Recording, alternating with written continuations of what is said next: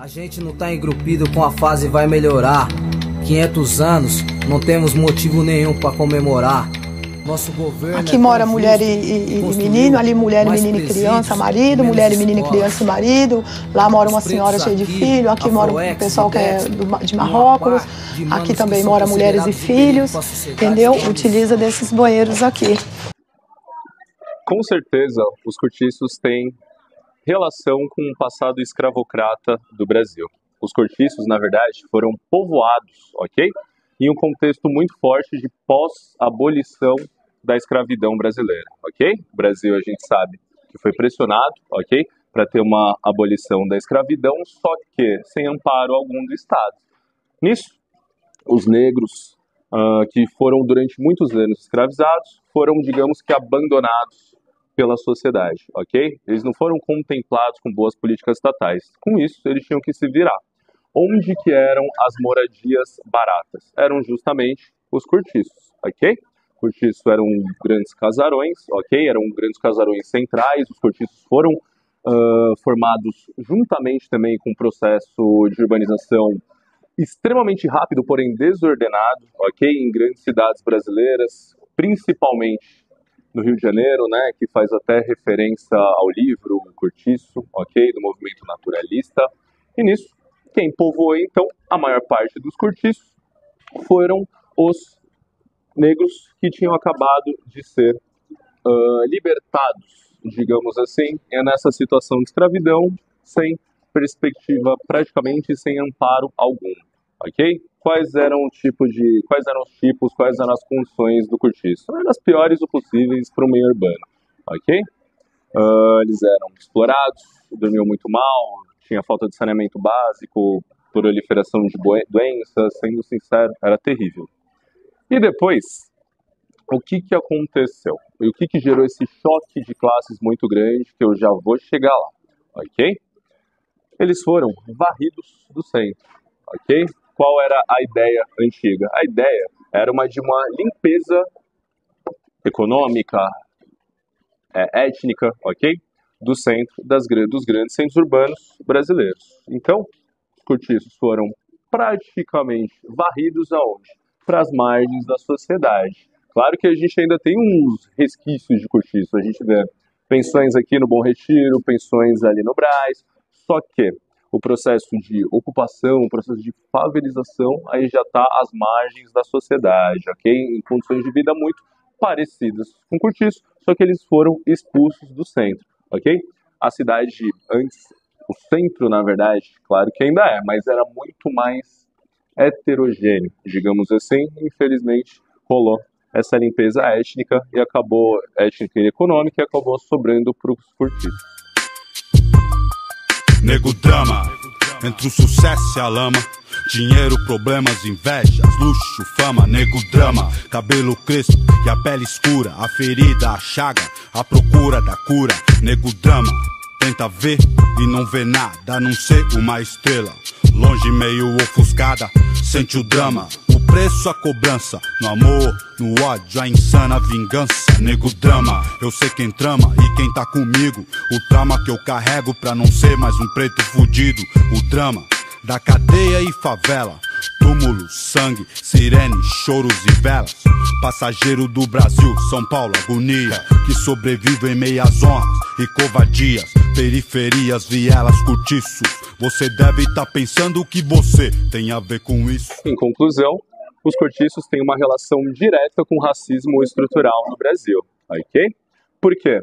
Tendo em vista tudo que eu mencionei, tudo que foi mencionado, a população preta foi extremamente marginalizada e desamparada. Com isso, acabam morando em locais de ocupações irregular, em locais favelizados, que não tem assistência, tem que atravessar 2 horas da cidade para chegar no trabalho, tem pouco saneamento, tem poucas condições de infraestrutura, não tem tantos locais acessíveis quanto tem o centro, ok? Então, tudo isso, o que acontece? O preto está morando na favela. A maior parte da favela é composta por uma população de cor preta, certo? Nisso, o racismo estrutural entre o centro, E a periferia já se dá de uma forma absurda, ok?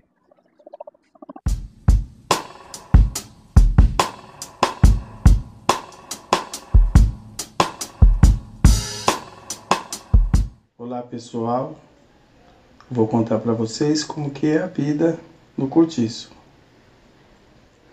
A vida no cortiço, você acorda de manhã cedo e tem, onde eu morei, existia um tanquinho. Então quando você acordava, logicamente você não iria escovar seu dente na sua pia.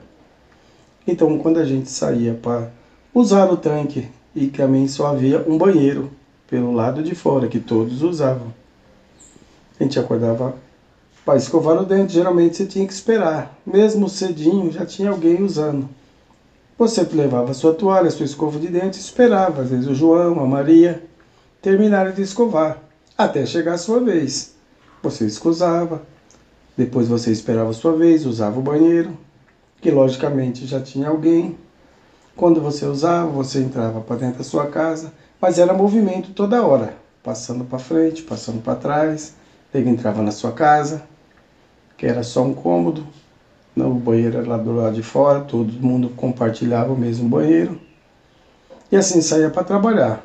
Quando voltava, às vezes meio-dia, vinha para almoçar. Quando ia lavar minha louça, ou ia lavar alguma coisa, precisava usar o tanquinho, já tinha alguém lavando roupa nele, porque a pia que a gente tinha não tinha torneira dentro. Então você esperava a sua vez de novo. Lá vinha Maria e conversava, batendo papo com o João. E no tanquinho, horas e horas, eu entrava para dentro. Esperava já em ponto de sair para trabalhar novamente. E assim era o dia. Aguardava a sua vez. Quando fosse para usar o banheiro, você já sabia que tinha que ficar com a sua toalha e seu sabonete pro lado de fora esperando a sua vez. Pois cada um usava o seu sabonete. Às vezes até esquecia, mas você podia ter certeza que alguém ia usar ele. Às vezes outra pessoa usava, depois outro usava. Quando saía, que chegava de tarde, de novo era a mesma coisa. De noite, era um Deus nos acuda. Quando você estava fazendo a sua comida, chegava um vizinho, chegava outro. Às vezes você ia jantar, você tinha que compartilhar a sua comida com várias pessoas. Pois era assim, um usando o outro. As crianças nem contar, porque quando elas entravam dentro de casa, era uma bagunça. Se você tivesse alguma coisa diferente, uma bolacha, pode ter certeza que você ia ter que dar para o filho de um, o filho de outro. Não tinha como você comer sem compartilhar aquilo. E era assim, dia e noite. Você não tinha sossego. Não é fácil, mas infelizmente é uma vida dura para quem não pode ter uma casa e compartilha um cortiço. E até hoje ele existe, mas é que eu não moro mais lá. Mesmo assim eu olho aquele banheiro que foi compartilhado tantas as vezes, olho aquela pequena arinha e vejo hoje que está pior. Pois até roupa para fora nego deixa. Quem não tem guarda-roupa, fica as coisas tudo jogado para fora. A roupa para lavar, uns lavam, outros nem lavam, outros suas roupas sujas mesmo. Por isso eu vou falar para você, morar no cortiço não é fácil. Só quem já morou que sabe como que é. Briga nem falar. Você tá dentro da sua casa, só vê um discutindo com o outro. Um chega bêbado, quer brigar. O outro chega bêbado, cantando. Te cumprimenta. Todo mundo se conhece. E às vezes, todo mundo compartilha a sua comida com outra pessoa. Muitas das vezes é assim. Porque tem gente, se você acha que era ruim para mim, tinha gente muito mais pior. Sem contar que tinha às vezes que chegava muita gente de fora e era aquela bagunça. Gente, é um Deus nos acuda. Morar no cortiço não é fácil.